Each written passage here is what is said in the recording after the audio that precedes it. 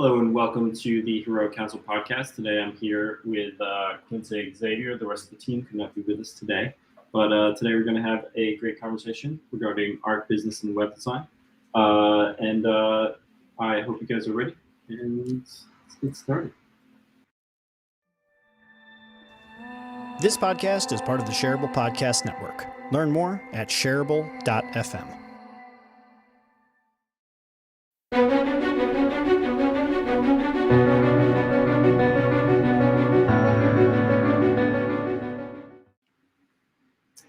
Jeff Givert's not here in person, but he's still with us in spirit. He always is. In Jeff, we trust. Yeah. So how are you doing today, Q? Quincéy? Today is quite a beautiful day. I am doing something like splendid wrapped in incredible. Yeah. Oh, that's fantastic. Yeah, exactly. Something like incredible, wrapped, and splendid. So it'll be a nice compliment. So for those of you who don't know, Q is a friend of the podcast. He's in brand strategy, project manager. He's a producer and a poet. So today we're going to be getting into a little bit of everything.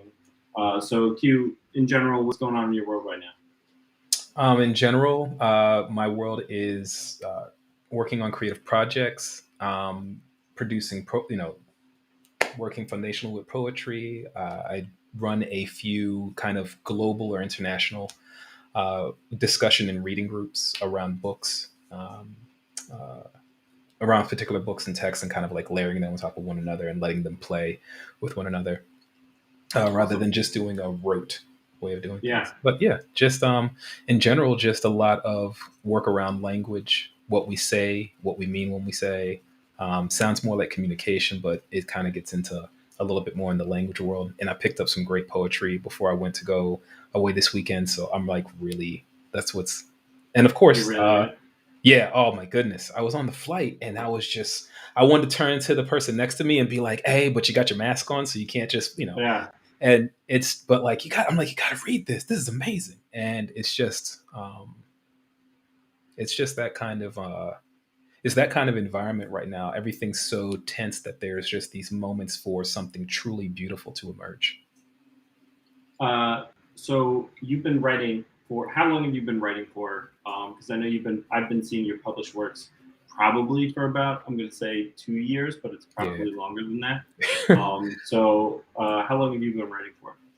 Well, I mean, writing, I started, writing for like poetry. I've been writing since I saw somebody that I thought was attractive, and I was like head over heels, and I didn't know how to express myself. Right. And then, now it's like, I've always been writing in that way. And a couple people have, when I was in high school, I had one person kind of say like, hey, it seems as though you're writing in this way, and kind of took particular note. And that was nice. And that kind of spurred me on. But I really got into my writing spur after probably in my early 30s. So I'd probably say about a little bit less than a decade, I've been like writing, like really like for the purposes of getting something out. Like Thelonious, like I was reading this autobiography of Thelonious Monk by Robin Kelly, and Thelonious talks about just getting the music out. Right. And there comes this moment where there's something that you just have to get out. Some people dance, some people sing, some people do whatever they do. For me, it was words, and poetry just fell in. So I've gotten the opportunity. Well, I mean, we first met working on a project because we were working on we were working on creative for a fitness project that we were doing together. Yeah. And we were making a lot of fitness videos, and that was actually how I got my start in video production, because I had been doing photography for a while, and I had hinted to somebody that I was interested in jumping into video. And they made you as a contact, and you had a project you were working on. And then so I went to school for film, but I hadn't really touched a camera since I graduated. So that was like a good opportunity. And then shortly after, through a couple connections I met through you, I jumped in, and the video pretty much took over my work for several years. Now Story Maker Design. I remember. That's right. Yeah. Right. That was a long time ago. Yes. I still have some of those videos. I was looking at them the other day where we had the light buzzing from the overhead fluorescence. Yeah. We're just like, what if this was just the backing track? And it was amazing. Yeah. Those videos still look good to this day. Right. There's something about it, and the thing is like there's the old VHS video, when you watch it, it's still like there's something that's like capturing or resonant about that moment in film and about recording that makes it timeless. It's okay. It's like watching in the 70s on not on Being There, the movie Being There. When you're watching this, it just lives in that moment. And so like there's something about that Jumping Squad video just like lives in that moment. It's great. Do you know what that Apple TV show is on like this jazzercise movement in the 70s? Or it's not in the early 80s. It's called Physical. Physical, that's what makes me think of. And they're flirting with that line too, with the way in which they've done the color palette and the saturation. It's just it pulls you in, but it's the way they play around with using like the HD, so that way it feels like you're looking through today's lens, but it still feels like then. It's great. Yeah, that like 80s color palette has really made a comeback, especially because with the everybody loves the purple and the blue, or the pink and the blue, gradient. I don't think I did this on purpose, but that's the entire color scheme on my website now. I love purple, so we can do that all day. But so I was going to say, so I wanted to talk to you today a little bit about the work we had done, but I know because I knew you prior to this project, mostly from the work that we had done together and just our friendship in general. Yeah. I followed, I followed your social channels, so I saw the work that you were posting, and read it, but I hadn't gotten really into the work that you were doing. And when you came to me because you were looking to build like 2 web platforms eventually, but one to start, and then you were here deciding, are you working on your business web platform, or are you working on your platform for your art? And I think at the time you were still trying to pull apart like whether they were the same thing or something different. Can you tell me a little bit about the headspace you were in when you initially were like, I need to do something, I need to publish this stuff somewhere? Man, Tim, that's a great question, because I remember during that time it was, really about where, if the conversation, if my work is, if I'm fundamentally showing up professionally as a strategist that deploys as a project manager or deploys as a producer, which is like a project manager with creative piece with, getting involved creatively. I find that a lot of things that stimulate the entire process or that work with creatives specifically is art. And so one of the things I was finding was like I was producing and creating more work. I'd gotten out of this, like I'd been in this place where I was producing and writing a lot and creating a lot of art. And I was trying to decide if I wanted the art to show up dominantly in my work professionally, even though a lot of it came from a particularly often raw place and genuine place. I like the distinction between genuine and authentic. And so I wanted to see that. So like, it was like, am I doing the art that influences the creative projects? Am I doing the creative projects and leaving them separate? Am I creating 3 entities that do like one part and then like a midway point and then the other one, and kind of using social media as that midway point between the 3 projects? And I mean, it ended up being that, where it's I decided to change my Instagram handle to Substantive Material. I then went to and not that as a brand name, as we well know, by virtue of kind of the creative directors I've worked with, particularly Shuva Featherstone out in Malmo. She has this thing about names coming last. And then of course I took that in my brain and just went like, oh my goodness, it's there when you sign on the line that is dot for your kid, right? When you have a baby, you have all these names in your head about, like, is it going to be Stephanie? Is it going to be Judith? Is it going to be Steve? Is it going to that Philip? All the rest of these things, right? You're going through all the names, all the little like names, or whatever, and you're just like, we agree that that this child is going to be named Rebecca. Comes out, and you're like, Ruth. Yeah. That baby is a Ruth. You know, I have my notes here from our first conversation and the headline. I don't remember if I can swear on here or not. It just says Q needs a place for Q shit, and that was the introduction to our conversation.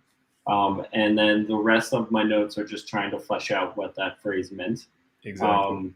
And so like we have like a lot of ideas down here. Like we had talked about, like whether it was going to be a storefront, whether we knew for a fact, I think, that like you needed a like I have something here that says poetry extemporaneous. Oh, that's just because I do. Oh, so my poetry, I have some of my performance poetry or performance work is extemporaneous monologues. So yeah, so I was like, I needed a place I wanted a gallery to hold those, because if they're not recorded, once they're done, they're done. That's it. There's no sheet for me to go back to and read again. There's no anything. And I can redo that piece, but it's going to be different tomorrow night.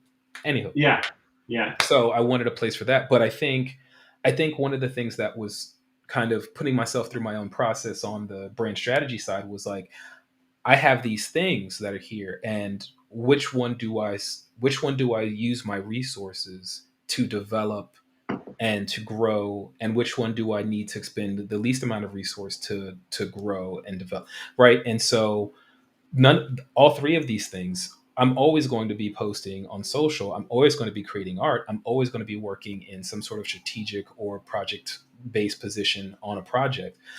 So I needed a way to marshal those resources in an appropriate way. And I think looking at a landing page became like, okay, this is what I want to spend my time on. I have another resource that I'm working with on helping me think through the research behind all of this. And that was, I think Douglas O'Brien Hayes was helping me out with fleshing part of that out. And so you came in at the ask for you was one of like, okay, we know we need to, and you were great about really working specifically on the art, and really great about like making sure that those links worked well, and that you were seeing, like, even before it's like a vision, like what even the glimmer of the light looks like. And so I think that's where I felt most comfortable with working with you on this. Yeah, because when we started, like, it was like you knew deep down what this project was, but in like a very like ethereal kind of way. Yeah. But like the actual like nuts and bolts of it, and what it was actually going to like physically communicate was kind of like not straightened out yet. Because like some things that we knew that were important is you wanted to give people an opportunity to schedule a conversation with you. Like that was one of the main things. You knew you were looking to build a new newsletter. Correct. You knew you were looking to build a newsletter, and that's something that that we're still kind of working on, like as far as like you're still kind of working on, as far as like deciding like on platform and exactly what kind of content that's going to go in and stuff like that. So the landing page was like, we needed just a start, and we needed to give people like a place to like be like, oh, something's coming. Here's a little taste of what's coming. And by the way, you can follow. And that's kind of like where the initial page started. And then we worked through, just because as far as visual identity was concerned, like we hadn't really gone through any, we hadn't really gone through any, what would you call it? I don't think you had gone through any formal like branding exercises or visual identity exercises at that point. No, specifically, one of the things I was staying away from, back to the naming conversation, right? I was staying away from actually the theme of the project was substantive material, right? Yes. And so even now, where we are now, because there isn't anything technically for sale right now, right? The e-commerce portion is set up. And also there's, once we get through the newsletter, I'll have things that are being delivered to people. So that way I can then start talking to my audience about what this means to them, like what substantive material, what these things that are coming out means to them. I think a really good case study for that is the Project Europa Monocle magazine case study underneath the Tyler Brule. If you get a chance to like look at the formation of Monocle magazine as a media entity, we'll put this information in the show notes. Yeah. Yeah. So it's like, it's really interesting that way. I think when you're talking about the newsletter,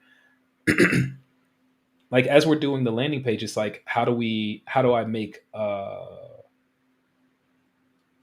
space so that way people can see the poetry that's going on. They can see the video editing, the scoring, the kind of the interdisciplinary arts and the curatorial arts that are taking place as well. And then at the same time, if this stimulates any type of conversation, this is fundamentally language poetry. So that means the audience is involved in the creation of the meaning of the work. Kind of like, we know a Rorschach, everybody sees butterfly, or they see two dogs and in a red wagon. That meaning that gets conjured is very important to the process. So it's like, how do we have that as a space where people can even just play around with it, right? Just even get there and be like, I don't really like this. Or they get there and be like, this kind of, I got to read this a couple times. Just whatever people do, just let them do it. If they want to that's I mean, and that's kind of an interesting piece because like, I felt like working with you on this project was very different than like what I would do for a typical client. Like in some ways it's like, okay, like certain things need to communicate really well, but other things like your work isn't for, I don't want to say it's not for everybody. I want to say the word like, you have to want to dig into something in order to really like get the maximum that you can out of the work that you do. So in general, it's like not everybody is into, fictional dense novels, but the people who do find them really, really rewarding. In the same way, a lot of Q's work, you really need to like absorb them, tear them apart, put them back together, and to kind of like get the value out of them that you're looking for. So your work isn't necessarily isn't going to be for everybody on everything. At least your artwork is concerned. So like that brings an interesting challenge on the design side, because generally what I'm trying to do is make these things as easy and simple for people to get what they want, and then upsell them when you can, what I mean, as possible. You know what I mean? Where on this, it required kind of like just an acceptance that that's not the experience that everybody's going to get, and the people who are going to land and find your work and enjoy it are not coming on the website, and the same laws of physics don't apply to them that would over most business sites. You know what I mean? I think you're right. You're having a conversation about like social psychology, right? So you're having like, I think in one sense, right, this is a testament to process, and that is to say, part of what undergirds a creative, even a strategist, right, is kind of this body of work that they're always pulling from. And so in one sense, I'm from that body of work that I read, that I watch, that I listen to, right? The thing that gets made from that is this poetry, these works, right? The video, the film, the scoring, all the rest of those things, these get created from that. And from all of this work, work that to some folks, they're like, this reads so, oh my goodness, and other people are like, I don't even know what's happening. From that, like literally that crosses over into taking very, very complex processes and simplifying them. We can't make them easy, but we can make them simple, and we can make them actionable, and we can get ourselves towards a goal line that makes sense. And if there is a global pandemic, we can make sure that these things get done, not in spite of, but because of the constraints and the complications that are ahead of us. Right. And I think those things come because, for me personally, like, it's something that's fundamental in a formation of how I show up for who I am. Yeah. Well, and just out of curiosity, because I've heard people talk about poetry a lot of different ways, but like in general, and poetry, they should. Yeah, absolutely. But in general, like poetry is like it's not like you can read English the English language your entire life, and then look at poetry and not have an immediate sense of how is this, like, how am I supposed to interpret this? So like a lot of times, like, poetry is in general learned language, and there are even almost kind of like several languages within it. I'm probably not articulating this super well because I'm not, but I do know I've been speaking English my entire life, and I've been reading books my entire life, and then I can read a piece of poetry and be like, I have no idea what this is about, and I need to go and have somebody explain it to me what it's about. And then the more poetry I read, the more I understand. You know what I mean? It seems to like I can start to pick it apart myself after a while. So it seems like there's almost like it's a different language. We're using the same words, but like how you read it and how you interpret it is like a learned skill that's separate from just like, let's say, hypothetically reading a narrative book or reading a nonfiction or a newspaper or magazine or something like that. I think I appreciate you for sharing that. That's very like that position is very vulnerable, because I think there's a moment there where it's what we do with the I don't know. Right? Yeah. I don't know what this is supposed to mean. Right? I don't know what this is supposed to mean. So what do we so what happens with that, right? That sensation, right, of just intense there's a shoulding there. There's a social shoulding, right? Like wagging finger of society, right? Of like, this needs to mean something. So then you're like, but this doesn't mean anything, right? So like you're like immediately the anxiety, like the social anxiety of like not like, I don't know, what do you do with that, is immediately present in poetry often. And so I find once people figure out a machine or a mechanism for dealing with that, for reckoning with that, for playing with that even, right? I should say for reckoning with that, they can begin to play with it. And you talk about deconstructing, reconstructing, putting all that. Yeah, because like, well, because you start asking questions, well, did they mean this? Yeah. Right. Yeah. And so these are questions on the brand side where it's like we want to know the questions they're going to ask and have answers for every single one of them. And then when we don't, there's reasons why, and there's a promise and commitment that that's worth it. Right. And there's all these things that art doesn't do. Right. And so like that's not doing that over there. So like there's a freedom and an ability to just like not only have the structure of like the grammars of English and how our sentences are constructed, but there's also the freedom to break them completely. So I think I could. Do you mind if I share my screen real quick? You do what you need to do, my man. All right, because I think this is a good illustration of this. Is like when I was initially designing this, like what I imagined it might look like versus how it actually came out. What can you see on screen? Okay, good. Mm-hmm. All right, cool. All right, so for instance, these were the initial like 3 like mock-up ideas that I kind of sent to you. Mm-hmm. They were all black and white because we were just doing the lo-fi mock-ups. And so here are some ideas I had that I played around in, and like you can see that like, you know, based on what we'll show you a little bit later, like my ideas of, for instance, just the formatting of what your paragraphs might look like. You know what I mean? Like your website doesn't look anything like this because that's not how, you know what I mean, your work is formatted at all. It's not formatted in paragraphs. At some point, you might do some long form essays, but at the moment, that's not at all what's there. So we had like a few different like concepts that we had put together. And so I'm still working off the idea that, you know what I mean, like when something's written, it's going to kind of look like this. And then we eventually settled on this last one right here. And then we kind of like fleshed out a few like different color ideas, and then we kind of like went from there. But I just wanted to show that real quick, just because and at some point, like we'll have you back on when the current iteration is done. Because ain't like, process beautiful though? Yeah. There's something there's something particularly and like deliciously beautiful about process. Yeah. And it gets missed because we always see the final product and we're like, I wouldn't have gone that way. Like, right. I can't stand the last Star Wars, but if I watched behind the scenes on the making of it, I'm probably going to love that. Yeah. I'm going to love that. Hey, I'm not going to get political, okay?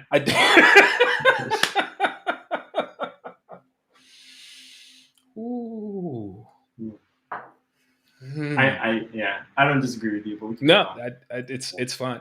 Man, look, Dune is coming up, so I'm very excited. And I've been watching the process of Dune of being, and it's just, sometimes, there's an artist, and Esperanza Spalding. She did a project that's called, I believe it's 72 or 77 hours, something along those lines. Yeah. And so she turns on Facebook Live, and for that period of time, she goes through the making of the writing of the music, the brainstorming of the everything that goes into making the music, and whatever happens at the end of that, that's the CD that gets pressed out, and that's it.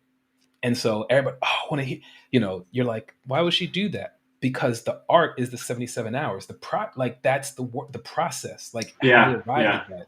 That's the beautiful part. That's the part I want to see over and over again. Like, I can listen to the end work, but I want to see how we got here. And I feel like I've mentioned this on this podcast before in different iterations, but like initially when I'm starting a new project, like and this is like super cliche, but it's super true. Like there's nothing more intimidating than like the white page in the beginning of the project. You know what I mean? Just a blank white page. And for me, like everything starts super slow. Like I'm like picking at this here, and I'll try this. I'm like, I hate it. And then like in the first, let's say I'm working on a project in the first week, like I have a really hard time like coming up with anything, and I need to be like, I can only work on this for 20 minutes because then I just like get depressed and then I need to do something else. And then like after the pieces start coming together, like I start like I can start to see something forming and like something like, oh, this looks like an actual thing. Then I get energy behind it, and then it's easier for me to dive into it and kind of get into a flow state with it. That's something that happens to me all the time with video production too. For instance, like I'm going to shoot like going to a 3-day shoot later today, and I come back and all I have is a ton of raw footage. And generally, like when I get back, I look at the footage, and then I get like this like sinking feeling in my stomach, like oh, this was horrible. And then and so like I avoid it's hard for me to edit for the first few days because everything just looks like trash to me. You know what I mean? And then I start like massaging it and playing with it and then moving things around, and then like eventually like the timeline starts to look like something, and I'm like, okay, this I might be able to do something here. And then like by the end of it, like I'm just like haven't looked at the clock for like 8 hours, and I'm just like fine tuning things and cleaning things up. And that's something that like I think I'm getting better at that initial phase of just like getting stuck in the beginning and just like because I think a lot of that is just fear. You know what I mean? Like fear that this thing is going to be bad, right? Like fear that it's just going to come out. Yeah. Sorry, you're going to say. No, the discomfort is part of it, right? Yeah. Like I hate being hungry. Yeah. I can't stand being hungry. But what do you mean? Because I must love being hungry because that means I get to eat. Yeah. Right? And I love eating. It's delicious. And it's like the most pleasurable when you are hungry, right? Yeah. You have great taste in your film, in your shots, in your edits, right? And what you choose to do. And the discomfort is like you're hungry for the story and where those things go. Your discomfort that like this is disgusting, this is gross, is because you're figuring out color palettes. You want to know if do I want burritos tonight or do I want sushi, right? Yeah. Or do I just want to have pizza and just chill out? Like do I want to go to a fine dining, right? Do I want to cook for myself? Like how do I want this to feel like? And this is more of the creative conversation, right? And I feel like a lot of people. We have a tendency to take a lot of this for granted because it's happening everywhere. Yeah. Right? We think it's just happening with film. There's a discomfort when people are going to do what they're best at. Yeah.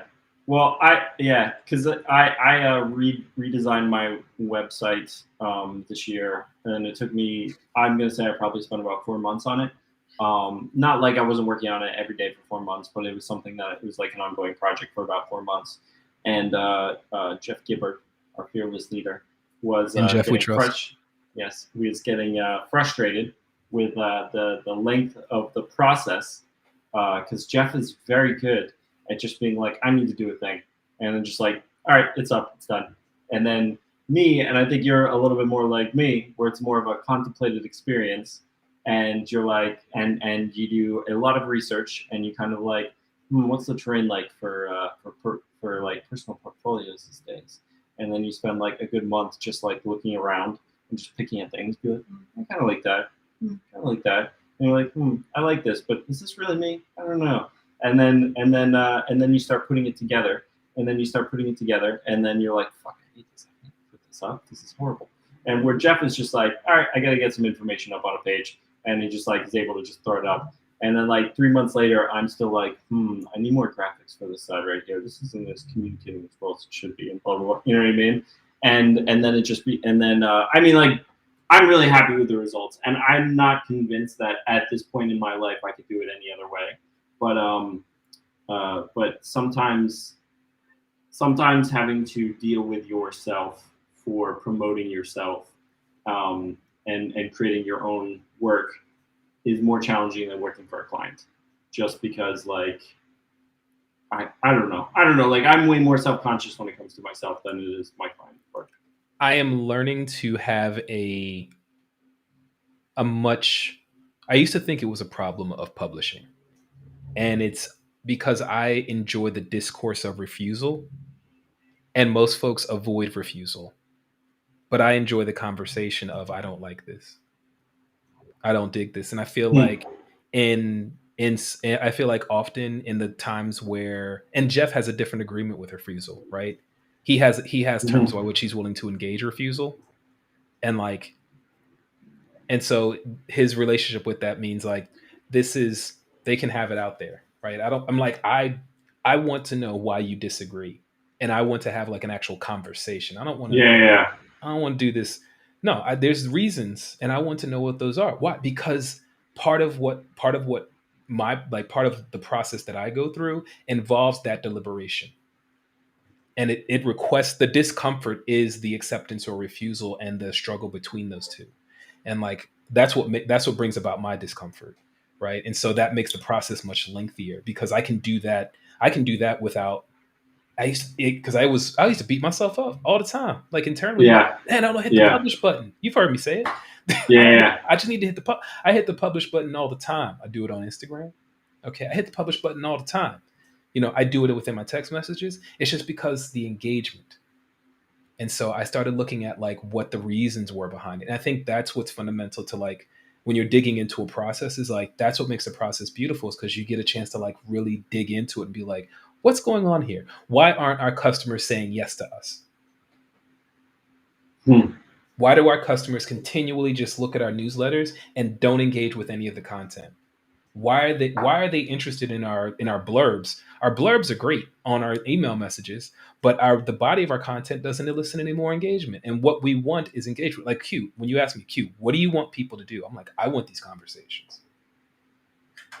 Whatever it takes to get them to the conversations, that's what I'm looking for, right? I want them to see the work and engage in conversations. However, the only stipulation that I have, and this is the part that makes it, of course, a challenge and makes it worthy of a creative response, is I don't want to solicit so much that thing. I want it to be available to them. So like, right? Wait, you want the conversations to be available? I want the option for the conversation right now to be available. Yeah. I don't want to promote or otherwise like I don't want to use any. I'm not here to use like a bunch of like tactics in order to drive that result here, because it's on the art side. And so I don't want that. I know a lot of those mechanisms and how those things work, and I don't. Yeah. Part of the reason why I work firmly in brand a lot, and I don't usually do a lot of, because I like those kind of the kind of work, but there's other things. Yeah. No. Absolutely. So based on like what we built so far and what we're building, like for Substantive Material, which by the way, I haven't brought up the name. Q's website is called substantivematerial.com. Yeah. At the moment it's a landing page, but in the next few days / weeks, like it will be a multi-page website with like in the home for, you know, a lot of Q's work for the time being. Sorry, go for it. One of my favorite things to think about with this is just like it is like an accumulation of like creative, and it's like accumulation of creative deeds. And like as it does so, it just grows exponentially. Like this, the first iteration was a landing page. Yeah. After we get done with this iteration, it'll have countless pages, right? Yeah. Well, it'll have Yeah, a yeah. growing Well- library of pages. And then as we go from there, it's like, well, the interface starts changing. And as we do that, then as we start accumulating all of these different functions over here, right? There's an analysis that's taking place that allows me to say, oh, if I want to do different things and play around and be social, I called, one of the reasons why I made the subtext for Substantive Material a study in poetic sociality is because I really am looking for that social conversation about. Can you break that down a little bit for me? So, and on the brand side, when doing strategic research, we all have focus groups, and what we'll do is we'll sit down and we'll have people watch a media or play around with the product or engage with the process, the service design product, and see kind of what their experiences are without knowing what's going on, with given certain instructions, with given no instructions, and we'll try to try to gauge those interactions, see what's more engaging, all the rest of those things, why not, all that stuff. I think that comes from just going out with somebody that you met and you think they're interesting, so you ask questions about them and what's happening. If I see somebody that I'm interested in and we are actually out on a date, right? I'm going to ask them questions about, like, when they see, is that tree pretty to you? Yeah, that tree is quite pretty to me. Do you know what that tree is called? Actually, I don't. And that person does. Where'd you learn that from? And it's taking an interest in the work and in that person's mind. The work here on my art side is to take an interest in the audience, not just the work, but take an interest in the audience. So considering, because man, this is a good direction to go. Just because, like, Sure. It's something to keep in mind when we're fleshing this out more. And this is what made like pulling them apart a different kind of labor. I don't like that word. A different kind of work. It's a different kind of work. It wasn't labor. And just for context, I think what Q's referring to is when we initially were breaking out, like, what is substantive material versus other things that Q was going to be working on. Yeah. So like right now, like, is there anything like how can we on the web design side be more helpful to your, like, audience? Wow. That's a fantastic question. I think first, being a web design or UX UI design studio that asks that question. Well, you know your audience better than anybody does so far. You know what I mean? And I'm sure there's still, for you, a lot more to learn about, like, what's going on in your audience heads and what's making them tick. And then also just on like when we say audience, I don't even know if I'm totally just referring to, like, the people who regularly consume your content, or like the potential people who might consume your content, who are probably in, like, adjacent spaces to your work. So, like, what are some things that might help your audience when they find your work, and what do you think? And also, like, what are areas that you legitimately want to help them in? What are areas that you might not want to help them in? In regards to when they, the use of their website and also, like, consuming your content. I think when it comes to, and I might be answering a different question. Actually, I'm always answering. Everybody's answering different questions. So I think a lot of folks, what they need is kind of like, I'm reading this book of poetry, Maroon Choreography. I was talking about it earlier, by Ifema Ife, and they are in the prefatory note. There's a prefatory note, and it's a beautiful, much like Saidiya Hartman's Wayward Lives of Beautiful Experiments. There is a note on method that is incredibly important, and I think one of the things that became incredibly important about this project, even when it was a landing page, was what is this project? And that is to say, to give people permission to read it, to enjoy it, to look forward to it, to do whatever it is that they need to do. But I think a lot of what it is when it comes to a space like this, and what people need is a place to just feel safe to do whatever it is they're going to do. Say like, I don't, to say, I don't like this, or this is amazing and delicious and rich, I was just having a conversation about an hour ago, and, another author was saying, this is your response to this, not reaction. Your response to this is testament to the fact that once the words are printed on the page or present on the screen, they've left the author's desire for what they're going to do. They're no longer within that purview. They're now doing another thing. And that thing is what they were intended to do to begin with. Or ought to be. Because man, it don't work out that way sometimes. Sometimes you're like, I meant to say this. And they're looking at you like, that's not what I heard. Yeah. That's not what I read. And on the arts, Makes me think of, like all things, it makes me think of Dune, a lot of people have a lot of different interpretations of that book.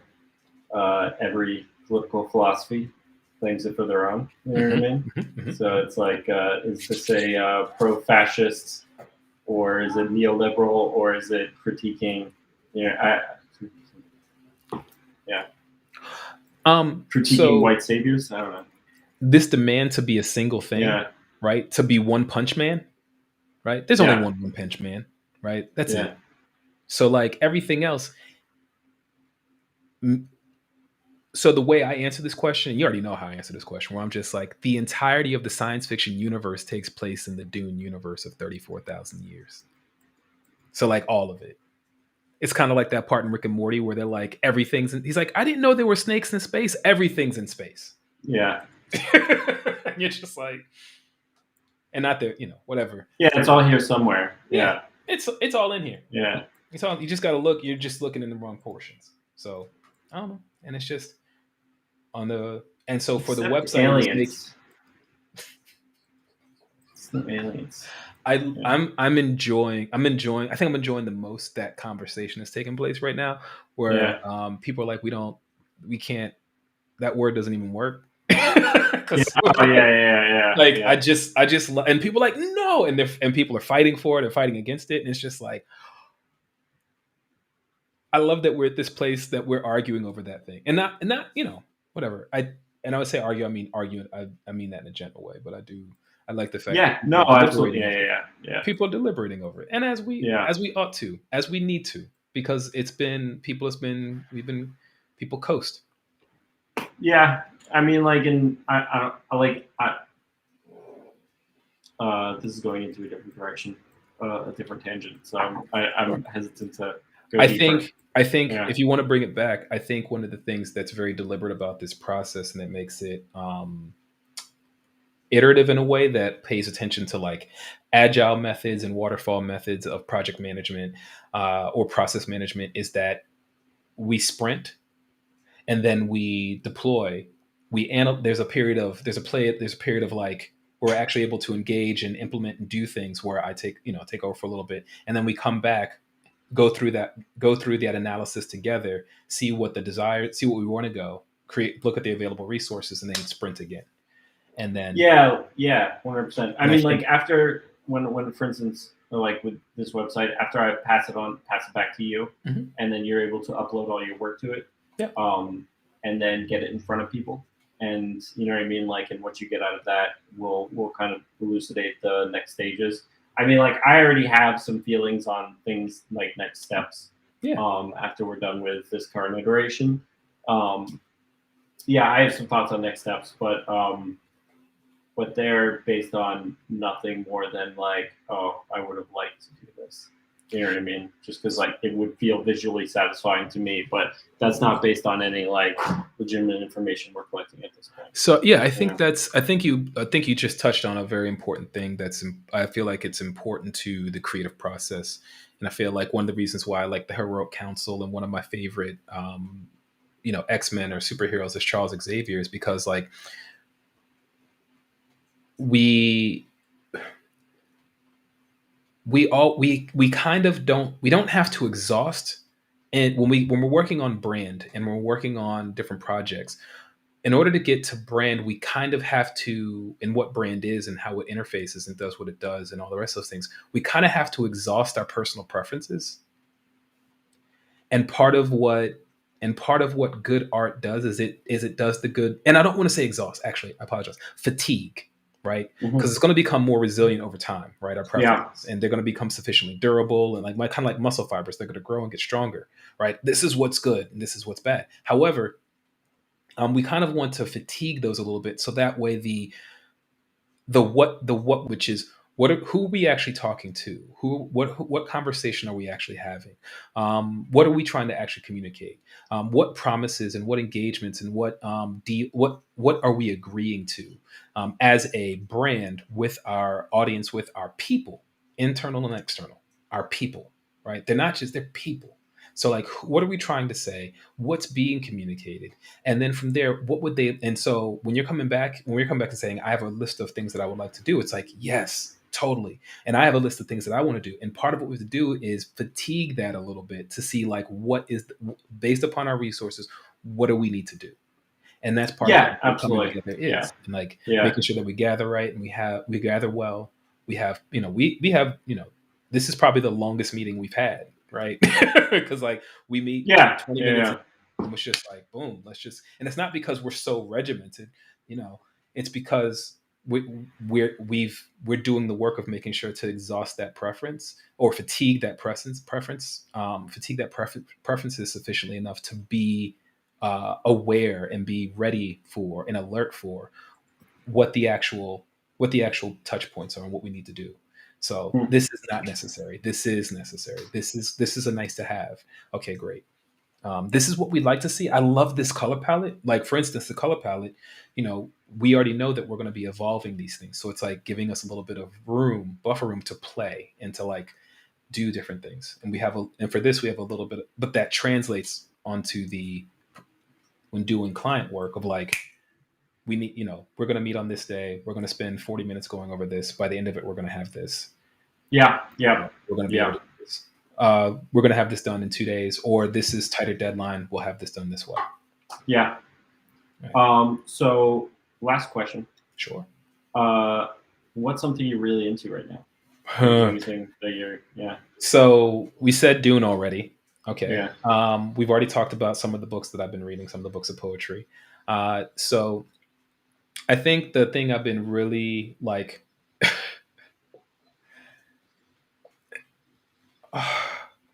goodness, I find myself like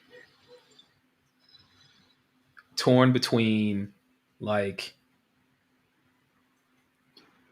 I find myself torn between understanding like different like super like, oh my goodness, like going through like understanding. I want to understand like the taxonomy, like what happens in a social media hole, like how we actually go, how we actually get into it, and how we actually stay down there for so long before we come up for air. And then when we come up for air, the feeling of like I know kung fu, but you don't know kung fu at all, and actually everything you know about kung fu is really karate, right? And like in a way in which I still say karate instead of karate, right? And all that shit. And so like I'm like, that dumbfounds me because I've spent so much time going down rabbit holes in spaces that like I have all the business, but then none of the business being in. But then at the same time, like what's that feeling of like that thing? And then let's see what else. Waffles. Oh yeah, no, of course. I mean, that's for everyone. Waffles are good call. They're delicious. But yeah, no, I think I've talked to you a bit about this, and this is something that I've definitely tried to check myself on a lot lately, and because I feel like the one thing that's really ruining the world right now, a big thing that's like ruining the world right now is like just how easy it is to intercept and it's like and internalize misinformation about stuff. You know what I mean? Because like generally when we're looking online, you know what I mean? Like as we know, our online experiences are framed towards like specifically for us and what we want to hear or what fits what our perception of the world is. And so like we'll get headlines, and maybe the article doesn't reflect the headline at all, but because we're probably not going to click the article to read the headline, or we'll see this meme and just accept that the information in this is true, or maybe it's kind of true, but like the lack of context or something like that. And then that just kind of like messes with your perception of what's actually happening. You know what I mean? So I've been working somewhat to make sure that I stop. I don't know, like I feel like we need to train kids how to like consume information. Like I feel like that's like yeah. So like two things happen, right? Because like the first thing is like when you first hear, you do the same thing where it's just like you almost want to go verify. Yeah. Right. So even you think that going to go verify is going to somehow like parachute you out of the rabbit hole before it starts, because I'm real smart. Right. I'm so smart. Like if I do this, if I just look up this string on Google, or even because I'm real smart, I go to DuckDuckGo where they don't track me, I'm going to be alleviated from going down. It's not true. It does the exact opposite. I go further into it, and now I'm like going at lightning speed. And like when I'm going down it, I start to realize that like my information is your misinformation. My information is your misinformation. Well, I think like I don't know, like I feel like there's a lot of stuff on there, like a lot of information that I've consumed that I could get into details, but yeah, sure.